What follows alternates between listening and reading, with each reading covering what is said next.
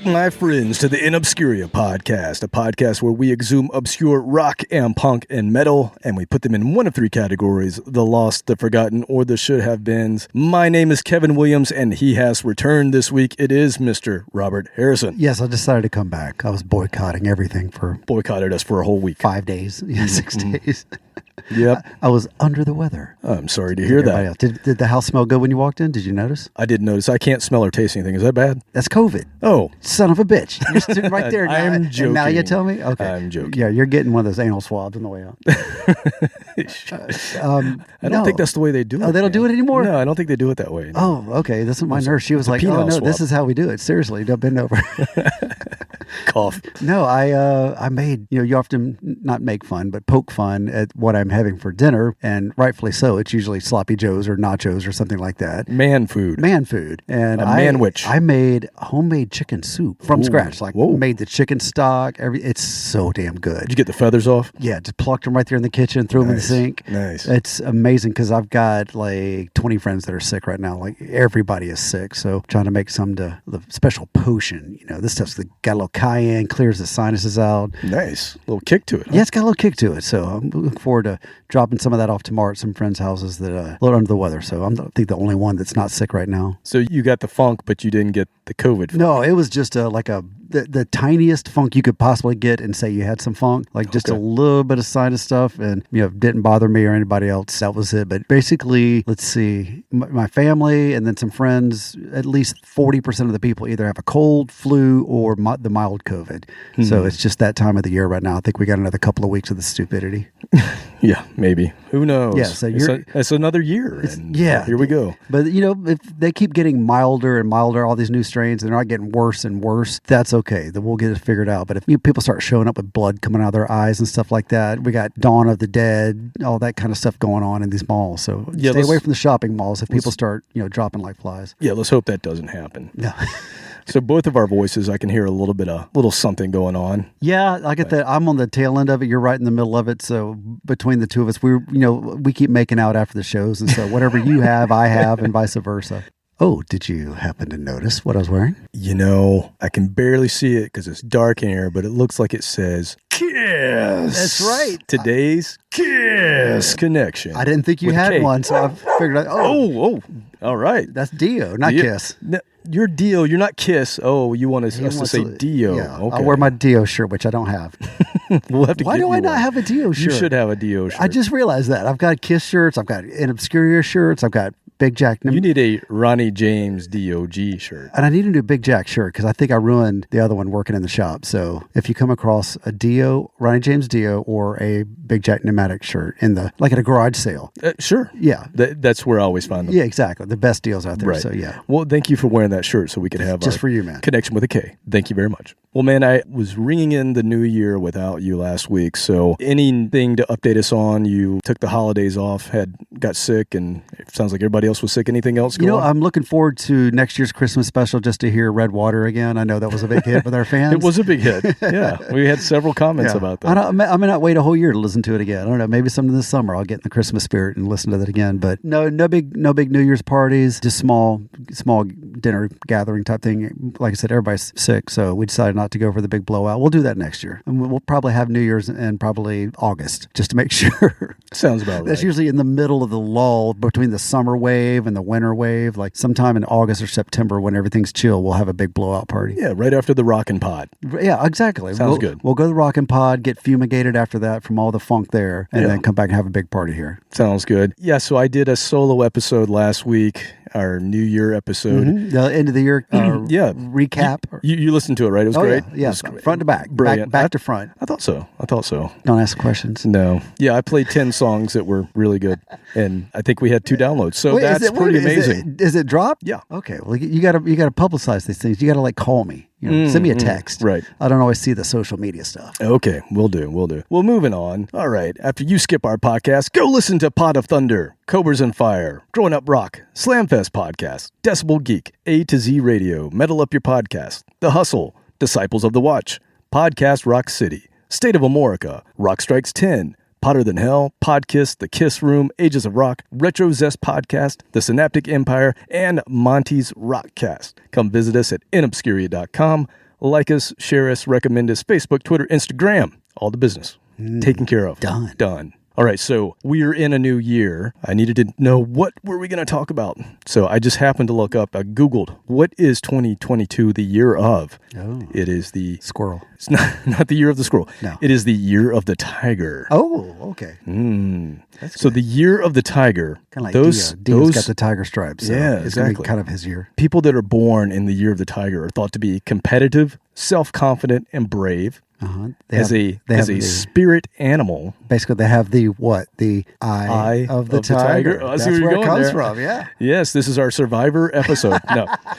No, as a spirit animal, the meaning for the tiger is said to be willpower, courage, and personal strength. So I took that to mean this. I'm a dad of 2 girls. That takes a lot of personal strength. Takes a lot of strength and willpower and to courage. Not strangle them. In honor of the year of the tiger, we are going to focus on the tigress.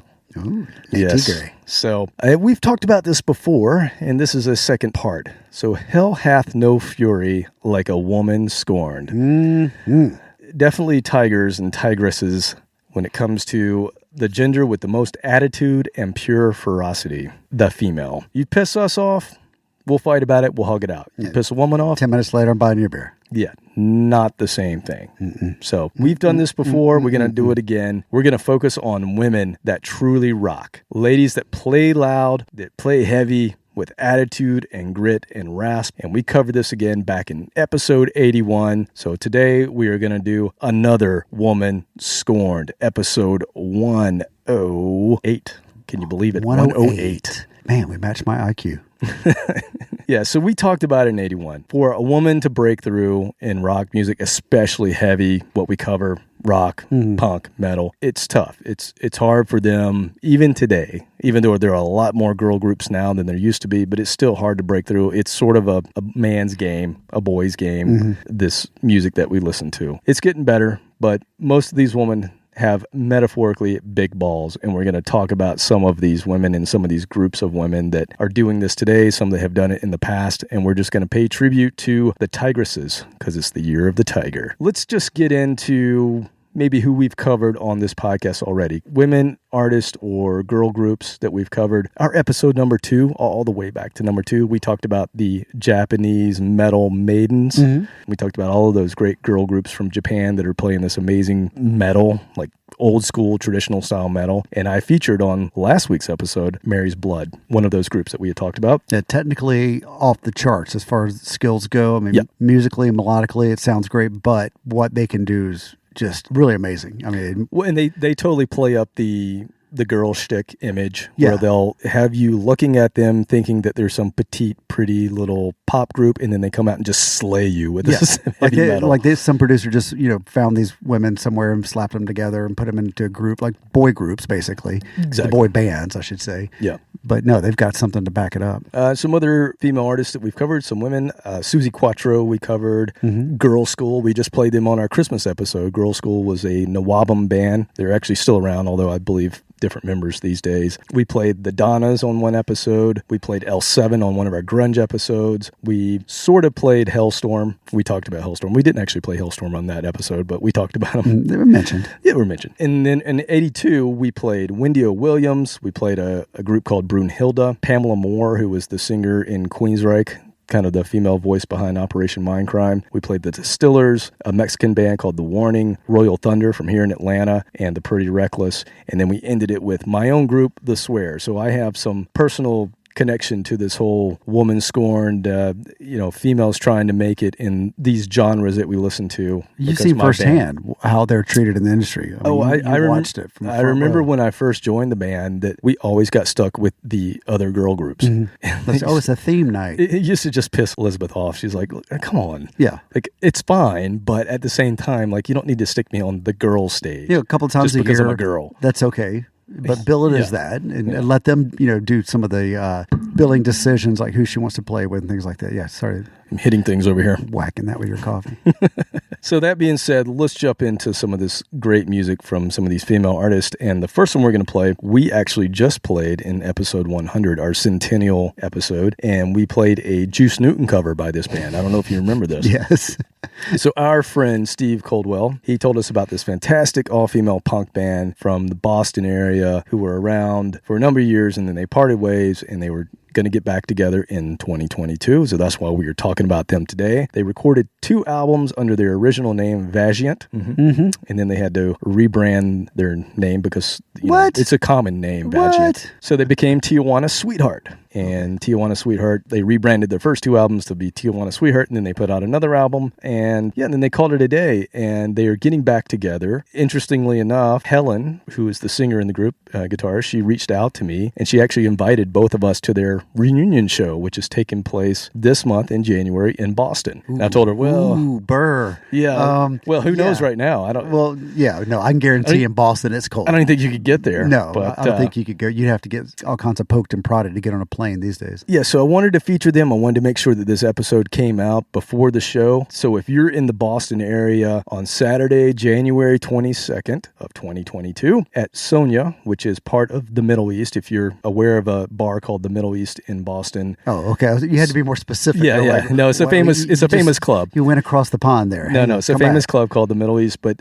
Sonia is like a new room or something in it. Anyway, they're playing Sonia. It's in Cambridge, Massachusetts. $15 for 4 bands. They reunited. That's a bargain, it's like a they bargain say up there. Yeah. Worst Boston accent That ever. was bad. Horrible. Steve, go ahead and give it to us, man. Horrible. Yeah. So Tijuana Sweetheart. Yeah, in the back of the... They're a kick-ass band, and I'm going to play something off of their last album. I think they're recording some new stuff, so maybe we'll get some new stuff. But this is off of their album that came out in 2012 called Under the Gun. This is a song called Fallout that kicks off the album. Here's Tijuana Sweetheart.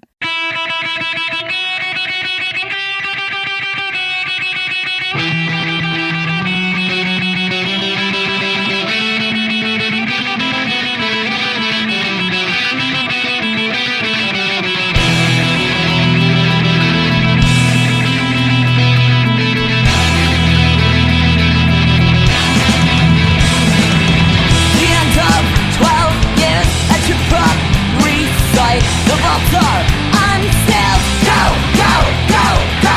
Transmission fading. Feel safe but not right. Senses dictating. Go, go, go, go. Hey, better run your better in the city. It's the safest place. Hey, 'cause I got a protocol. Hey, better run your better in the city. It's the safest place. Hey, we're going to kill 'em all.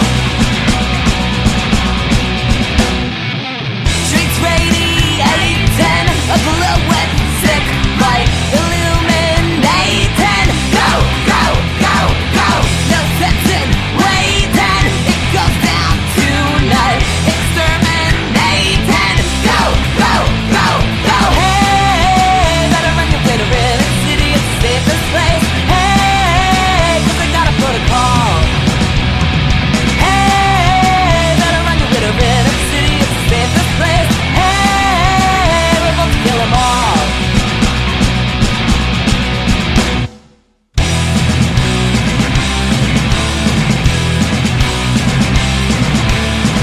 Men hold the line. Men hold the line. Men hold the line. Men hold the line.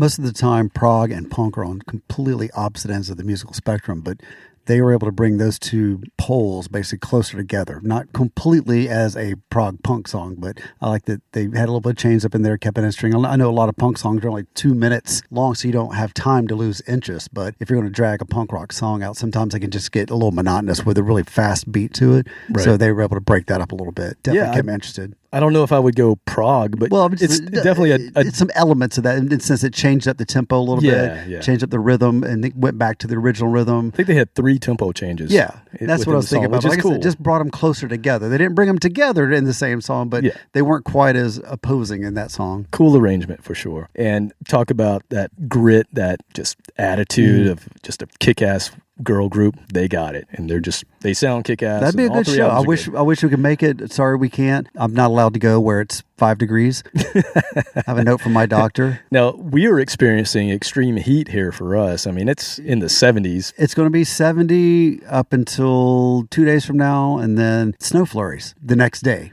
Oh, really? Yeah. I didn't know about that. And then in between those two, when it changes from summertime back to wintertime, guess what we get? Tornadoes. Woohoo! So, yeah, in the middle of the night, as always, the firehouse is right next to train tracks. So we get the fun game of, hey, is that a tornado or is that a train? Because I've heard they sound the same. So you don't know. A train comes by and the tornado sirens are going off. I have to go outside so I can see what it is. So they do sound exactly the same, as well as a hurricane. Hurricane sounds the same. Well, now, you've been through hurricanes. I've been through a hurricane. That gets a little weird after a while because it's not just the rumble. It's kind of the howl that will drive people batshit crazy. After about 5 or 6 hours of that, it does, and the low pressure at the same time. So, yeah, I don't think I want to go through either one. I'm done. That's why I live in Atlanta. I don't feel like going through any more hurricanes, but we get tornadoes here. So, yay. Awesome. Yeah, come over. We got the basement. We'll go hang out downstairs. Sure, why not? All right. Moving on, we are going to focus our attention on Karen Lynn Greening from Bellevue, Ontario.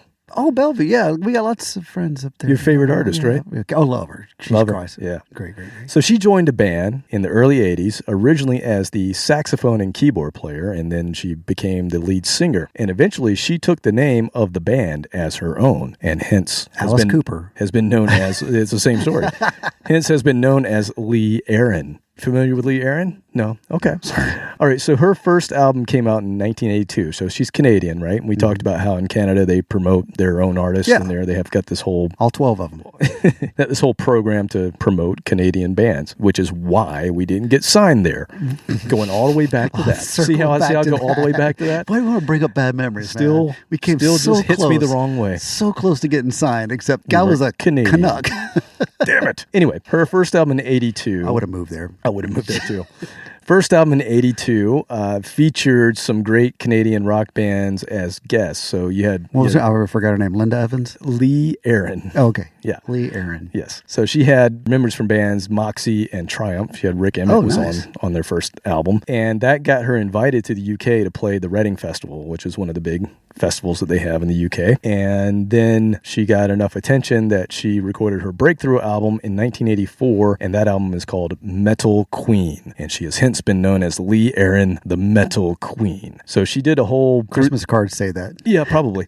But through the 80s and early 90s, she was kind of a mainstay in the European market, not so much here. So Canada, Europe, she did great. Didn't really break through here as much, but people knew of her. She had a video for Metal Queen, and that early heavy metal when everything was breaking through before it became the hair metal fad or phase. She was part of that. So 14 full-length albums across her entire career into current day, and she's kind of done everything in the rock genre from metal to rock to pop, and even has a jazz album and a Christmas album. So she's been all over the place. Just a true musician, but she got back to her hard rock roots in 2016 and since has continued to do all the European metal and rock festivals. So she's still going strong. She's at one point she posed in, I think, one of those early 80s rags that probably doesn't exist anymore. I think it was called Wee. Wee. Oh, the Oi.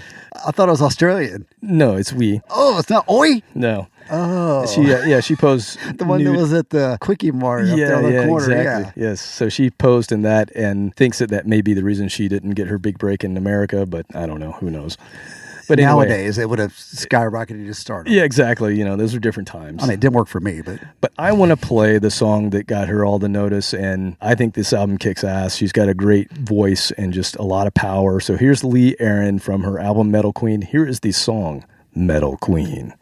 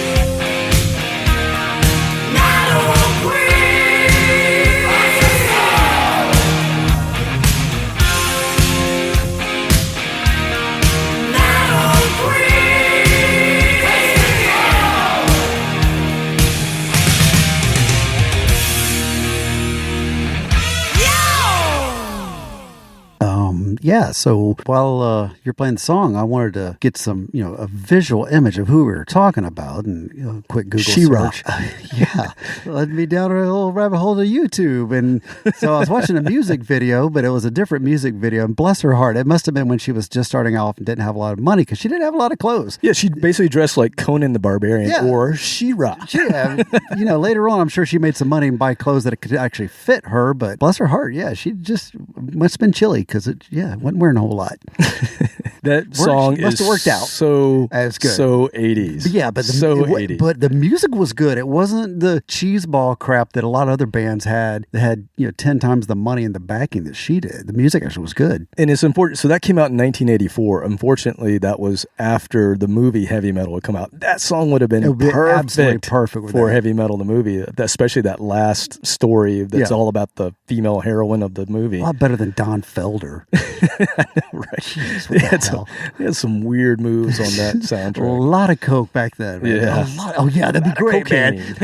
Got the guy from the Eagles. Yeah, he's really heavy metal. Oh, and that guy from Donald Fagen from Steely Dan. He's metal. Yeah, the jazz rock guy. Ooh, what about Grand Funk? Yeah, they're metal. They're like 80 years old already. But Lee Aaron, man, the only thing about that song, I love this song, but the only thing that's just a weird choice that the producer made was in the chorus, they have this real light strum, almost not even distorted, of a guitar as she's singing Metal Queen. It's like, ring, ding, ding. I'm like, why wouldn't you just have a bone-crunching power chord there? It seems like such an easy remix now that they could go back and update that.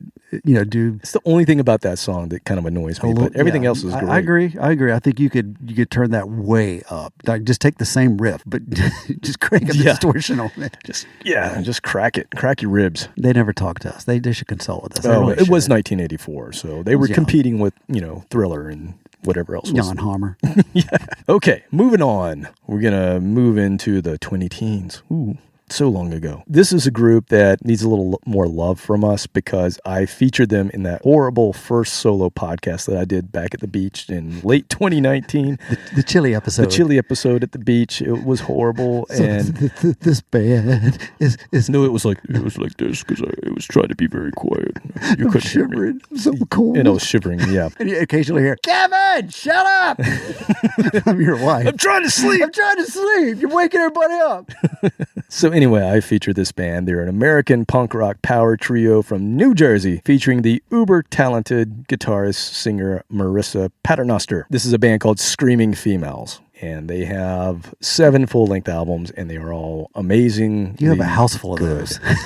Jesus. I do, yeah. Bless your heart, man. Yeah. Talk about a woman scorned. Call your band Screaming Females. Yeah. Now, she's the only female in the group. Okay. But they are a power trio, and I actually saw this band live after I saw them and was introduced to them watching, of all things, Vice News on HBO.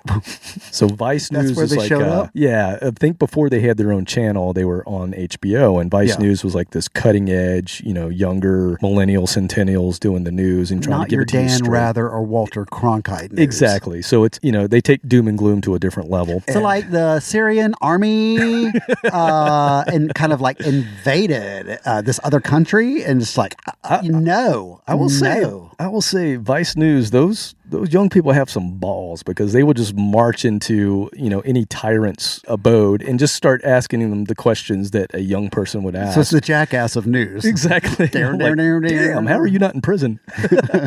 But anyway, they had a segment on this band, Screaming Females, for some reason, and it was just like a little, after giving you all the doom and gloom, they gave you something light at the end of the episode. And so it was like a 5-minute patch on the head. Yeah, it's like a little 5-minute segment on Screaming Females. I fell in love with the band, and then I went to see them live at the Masquerade in Atlanta by myself in 2018, and they were really, really good live. I mean, she is just this amazing guitarist, has this interesting voice. We'll see what you say. We'll see what you say. I think her voice is very interesting. It's very different. And Spin Magazine in 2012, for whatever this is worth, they named her the 77th greatest guitarist of all time. I mean, there's a lot of guitarists out there. That's pretty. I want to see that list. Let's see I don't know. Pull it up. How many guitar players are there in the world today? At least 40. 40? She's 77. She said, yeah. No. Oh, yeah, she got robbed. Well, just listen. You Okay. tell me what you think. She's got like this really cool, overdriven, but kind of simple, fuzzy sound that just drips, man. It's cool. I wonder if we made the top million. I don't think so. We're not even Probably in the not. top million. Probably not. They're due for a new album really soon, so hopefully they're going to come by Atlanta at some point. I saw their tour schedule for this winter, and they're going to North Carolina. We're going to shows this year, all right? We are. I But have they're not coming to been. us, unfortunately. I think they're playing Tennessee, and they're playing North Carolina, and nothing in Georgia. They need to stop by at the same time as Rockin' Pod. Oh, that would be good. Yeah, they That would could be play cool. Nashville. All right, so we'll make a call. Well, let's let you hear them first and make sure that you Yes, like we're them. jumping the gun. All right, so here are Screaming Females. This is from their album that came out in 2015 called Rose Mountain, and this is a song called Ripe.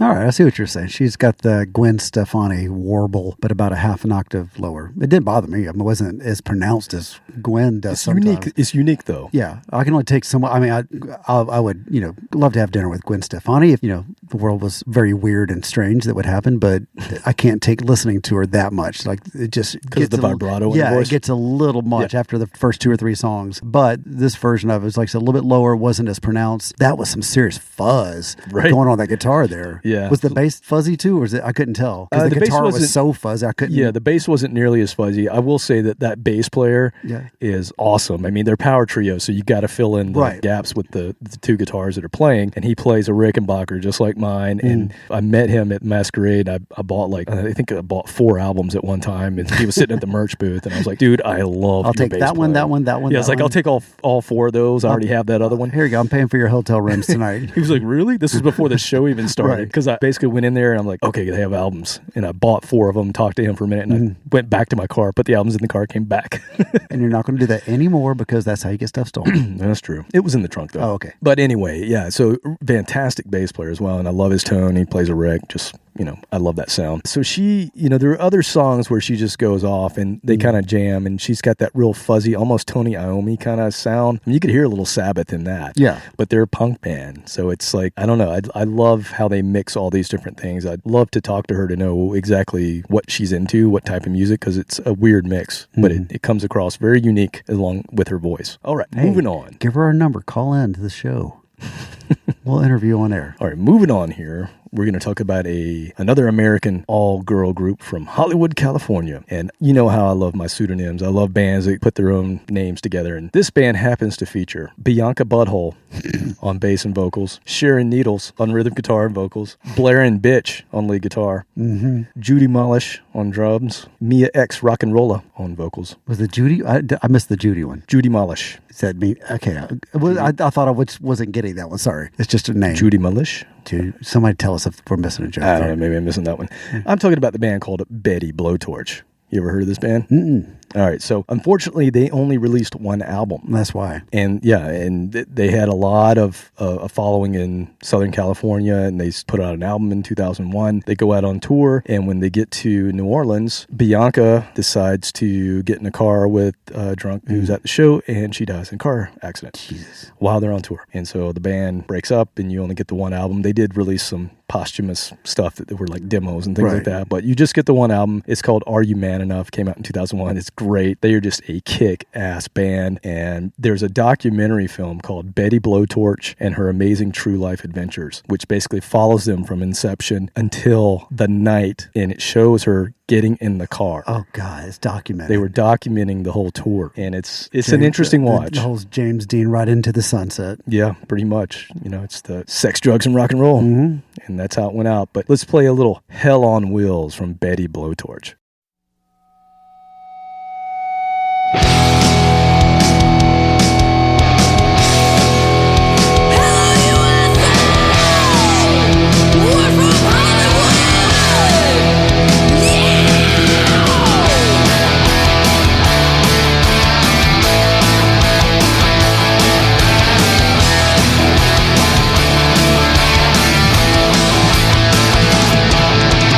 Hidden in a row for some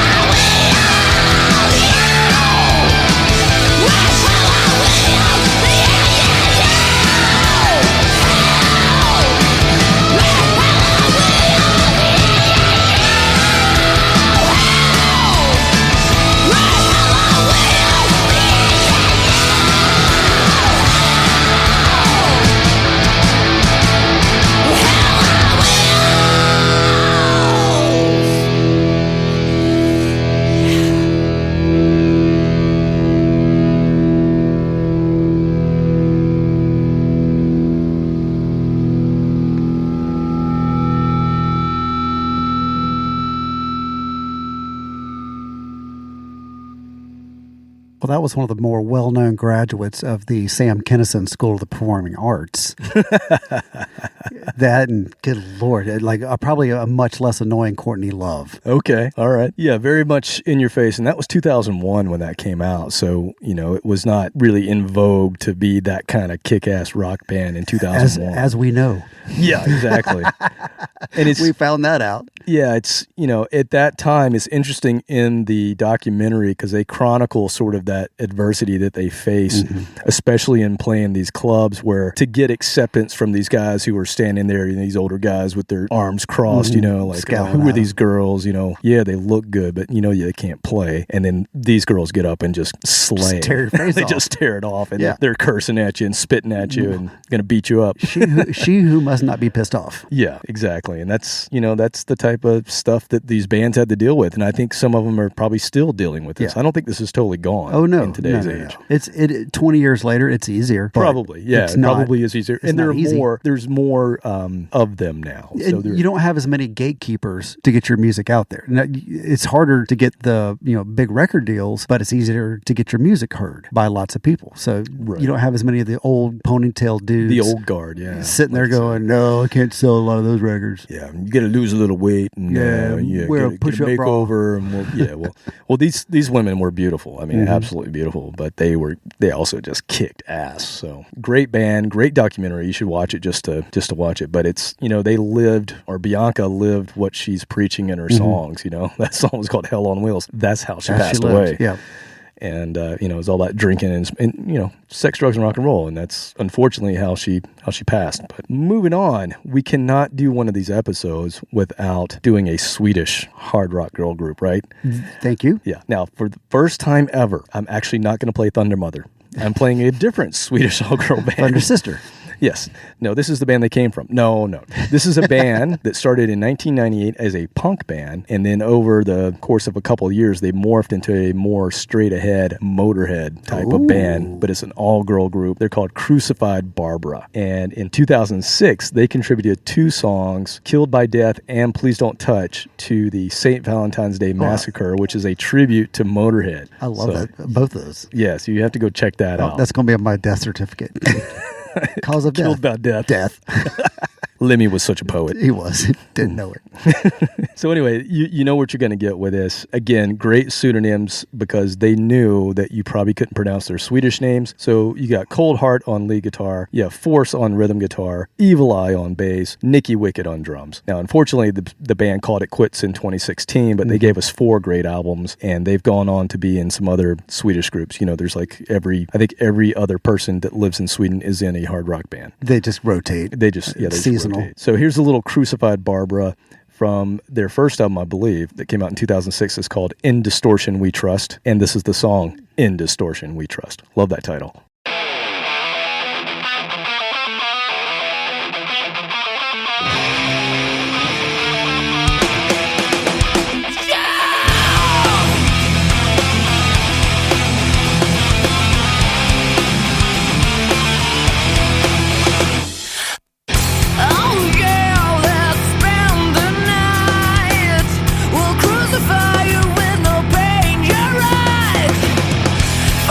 Pieces of dirt and lust.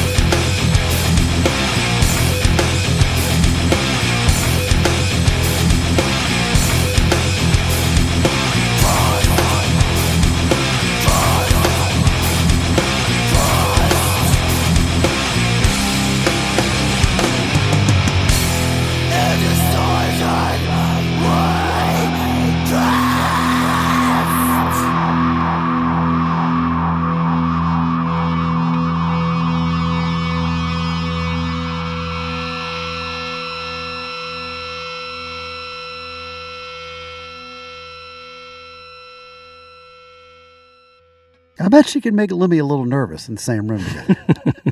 That belt out something like that at the end. Like, that's some demon possession right there. I'm fairly certain they supported Motorhead. Did they? On a couple of stages, yeah. I hope so, because that was great. That guitar sound, that was good. It was obviously, newer, but it was heavy and all this, sorry to go off on a radio. We get all the crap on the radio these days, all the new stuff. We've talked about how it all sounds the same. It's just an open, no fretted chord, and they're trying to be heavy, and it's just noise. There's no music left to it. That was heavy with music. You could hear chord structure in there. You could hear it change. It actually had dynamics. Dynamics, yes. Yeah. All that which you don't get. This came out in 2006, and that was really the time when they were brick walling everything. Yeah, I mean, all the new metal was just... And it's still the same.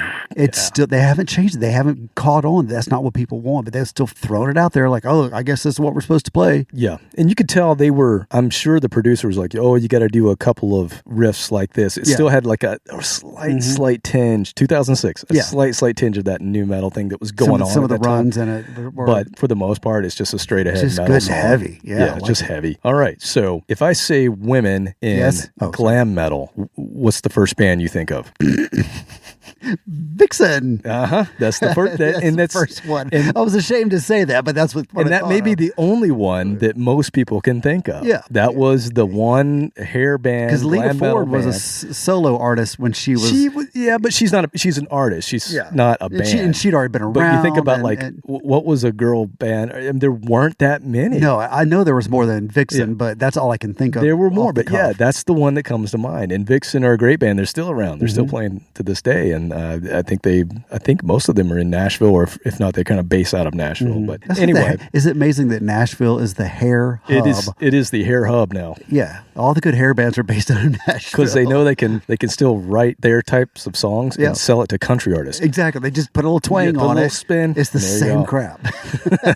I've never thought about that, but you're right. It's all it is. So here's a band that is a glam metal band. I mean, pure and simple glam metal band. And in 1988, I was flipping through the old pages of Rip magazine, and here is yet another ad that just sparked my young imagination. And the album title, to just give you an idea, is called Social Intercourse. And so I'm looking at this ad for social intercourse. I'm like, ooh, that's a big word. I think I know what that means. Seems naughty. Yeah, a teen boy looking at this piqued my interest. And the visual is it's a drawing, a painting of a buxom young lady from behind hugging a skeleton. How could you tell she was buxom if it was from behind? Well, she had side boobs. Side boobs. Yeah, she had side boob, and everything was proportioned crazily. Cartoonishly. Yes, cartoonishly. And she was hugging a skeleton who happened to be wearing like a cowboy hat and had a cigarette in his mouth, and his legs were completely spread, and she's... I love this visual. This is the visual here. Keep going. So he's standing in a circle, sort of like a pentagram almost, but you've got this girl hugging him. And so anyway, it just piqued my interest. I'm like, what is this? And then one day in probably the early 2000s, I am at a record store just thumbing through some albums, the dollar albums, and I find this album that I had seen in that ad so many years ago. I never heard it back then. And it came out in 1988, and the band is called Smashed Gladys. And they have this super glam metal sound and this amazing throaty singer. Her name's Sally Cato, raspy vocals. And when I put it on the turntable, I was like, holy shit, why weren't they bigger? Because she basically took the whole glam metal approach where it was very sexist and it was all about the chicks and, just being smooth up in you. Yeah, all of that. And she completely spun it. So she's the perv in this band. And her lyrics are from a woman's perspective, but it's completely flipped on the genre. And I'm like, why didn't this sell better? And then the song that I'm going to play you. Well, I mean, Lita Ford went to a party last Saturday night, didn't get laid. I remember people talking about that. But this goes further. How she turned the role around was like every other guy out there was singing about stuff like that. Yeah. But when she sang it was like, oh, let's write a news story about it. And that's exactly what Sally Cato did in this band. Now, she's the only girl in this group. It's all the rest of them are guys. But and by the way, they changed that on the radio version. Oh, they did? Yeah, absolutely. They edited it out to didn't get a date or something like that. I don't remember That's how big of a deal it was that she couldn't say. But like I said, every other guy out there could talk about all kinds of crap. Yeah, so anyway, yes. Anyway. Turning her back around. Yeah, so she flipped it, and I thought, man, this really should have been bigger. I don't know why. This band only had 2 albums. In 1985, they had their first album, and then they had this one called Social Intercourse in 1988. And the song I'm going to play you, actually the background vocals are sung by Ozzy Osbourne. Nice. So they had a little clout. They had something behind them. He was working with Lita. He's working with her. Yeah. So it's kind of cool. And so I'm going to play this song. It's called Cast of Nasties. So here's some glam metal for you. Unfortunately, Sally passed away last year. I'm not sure if she had COVID or what, but her voice was gold for this genre. So check it out.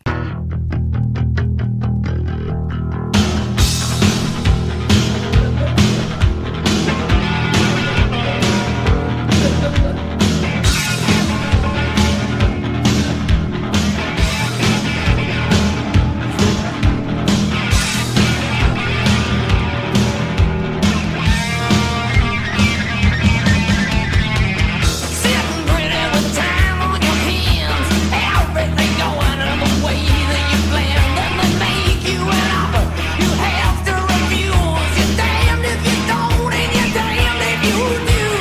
Now you're walking with us. Now you're talking with us. Now you're riding with us. Now you're rocking with it, yes, the nasty.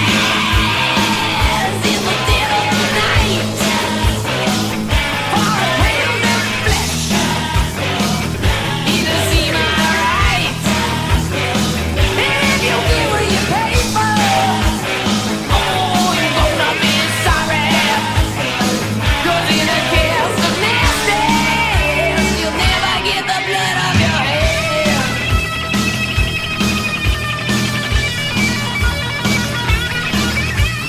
Getting your ways like getting your wings.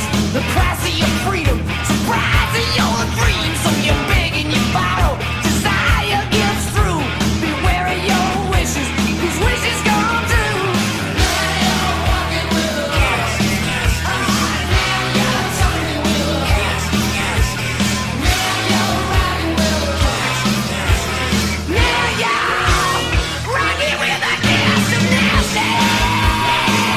For a pound of flesh, in the dead of night, it'll seem alright. Well, if you get what you pay for, oh, you're gonna be sorry. 'Cause in a cast of nasty, you'll never get the blood of your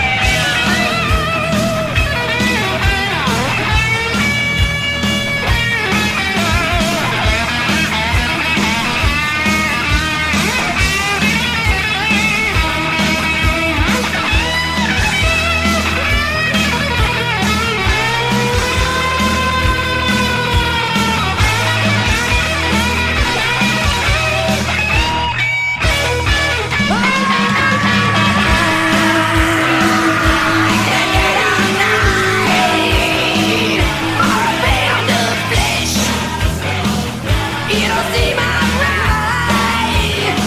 And if you get what you pay for, ooh, you're gonna be sorry. Because what you want ain't what you need. Cast of nasty. Cast of nasty. Cast of nasty. Cast of nasty. Cast of nasty. Cast of nasty. Cast of nasty. Cast of nasty. Cast of nasty. Cast of nasty. Cast of nasty. Cast of nasty. Cast of nasty. Cast of nasty. You'll never get the blood of your head.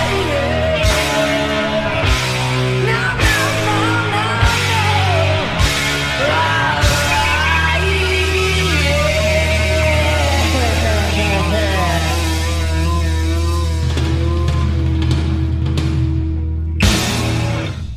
So that was Ozzy in the background cast of. Yeah. It was subtle. I couldn't tell it was him if you hadn't told me that, but that was still pretty cool. I mean, the music was good. It was straight up glam rock. Doom, doom, doom, doom, doom, Oh, yeah, totally in that wheelhouse. 1988 too. Oh, I mean, it's right God, there, peak. Yeah. Okay, well, let's move out of hair metal. We're gonna get into some alternative music, and this is a band that you're probably gonna recognize. Maybe the name, but you're definitely gonna recognize when I tell you about their hit single. But this is a band to me that's just falls firmly in the forgotten category. Like they had a big hit, had a #1 hit in the UK and the US, and then kind of went away pretty just as quickly as they came in. And the band I'm talking about is Elastica. Oh, yeah. Yeah. So they had a Naked Eye. alternative Britpop hit in 1994 with their single Connection. No, that was not the same. That was a different band. No, it's the Naked Eye. That's no. I just heard this song like 24 hours ago. And Yeah. So their song, they remember when I walked into your house tonight and you had on the radio, it was playing Wire. Right. That was the indie rock, like the older indie rock stuff. Which is an 15, early 20 years ago. 80s kind of post-punk band, Wire. They were an English band. And Elastica kind of ripped off, or they borrowed a Wire riff for their big hit Connection, which went like, dan, dan, that's what I was trying to think of. Well, that's a Wire. They took that. Oh, oops. That was their big hit. But do you know any other songs? No, that was a one and done. Yeah, I mean, they had some other singles, but they've just been forgotten. And actually, this band kicks ass. They're really good. They were formed by a few former members of the band Suede, which was a shoegaze band, which you would probably dig if you heard some of them stuff. And then they did 2 albums, and then they just sort of split up.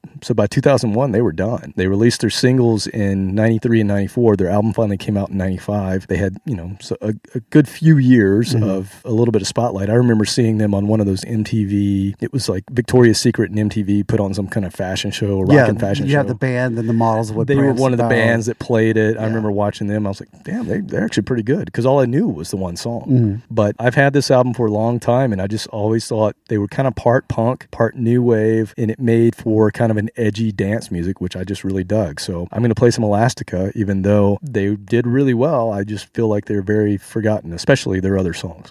Here's See That Animal from Elastica's self-titled album, 1995.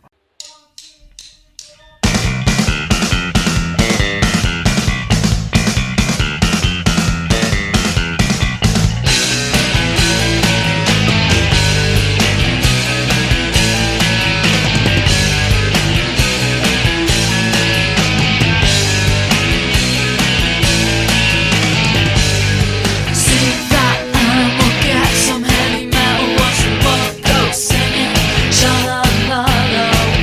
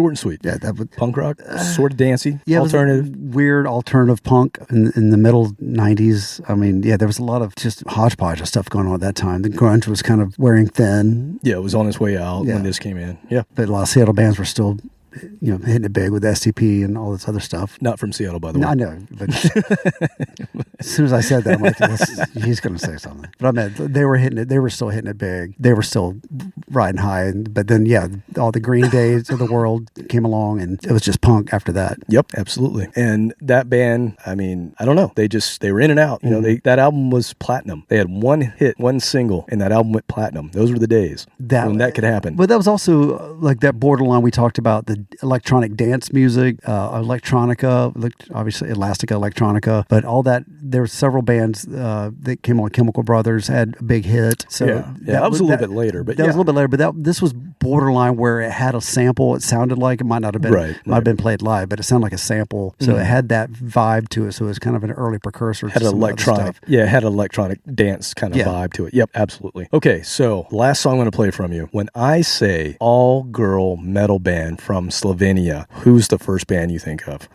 The Tiger Band, Thunder Mother. Slovenia. That was the other S country. That band, it's that band. We talk about them a lot. Have you ever heard of a band from Slovenia? I haven't. This was a first for me. Is it Czechoslovenia? No, that's Slovakia.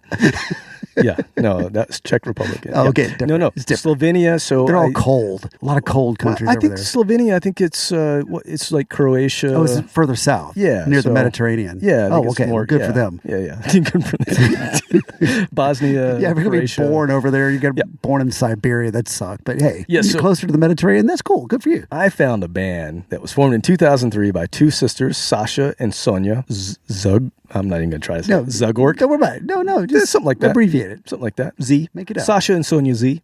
And they formed this all-girl metal band. And apparently due to the small size of the Slovenian music scene, it was really hard to find other female musicians, but they eventually did. And they had to go and perform in Croatia, and they performed in Russia, and they performed in other countries because it's hard to be a all-female metal band from Slovenia. Those countries are like 10 miles away. Yeah, but they performed this huge battle of the bands thing in Bosnia with 400 groups that tried to get into this thing, and they won 4th place, and that's how I think they got their deal and all that stuff. But they put out an album in 2014. Well, I guess I should back up. They put out a full-length album in 2013, but they sang it in Slovenian. And then in 2014, they re-released it in English. And so I found them on social media, and they're called Hellcats. Okay. And the name of the album is Warrior Princess. It's very traditional 80s style metal. Yeah. With these, they have a song just called Heavy Metal. Yeah, because the title of the song is Heavy Metal. That's you better live up to 1982. it. Yeah, if you're gonna write a song named Heavy Metal, you better live up to it. And they're called Hellcats, which is a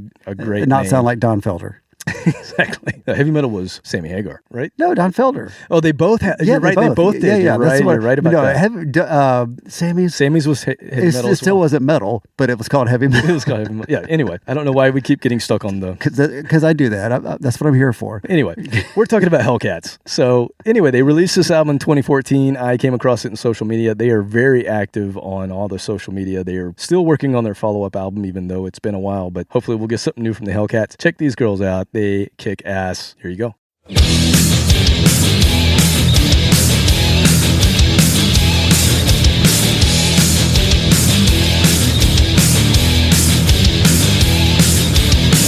Before my eyes, a different morning opens wide.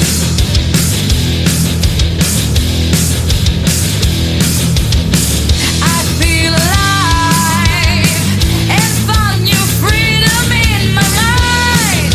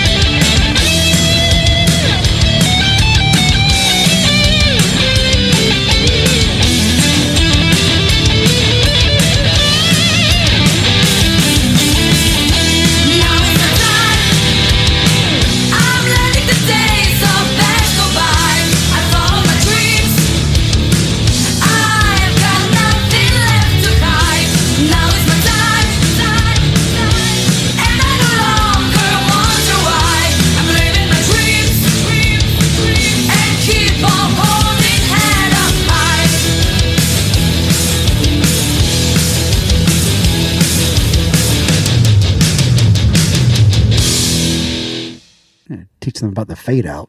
No, it just ended, right?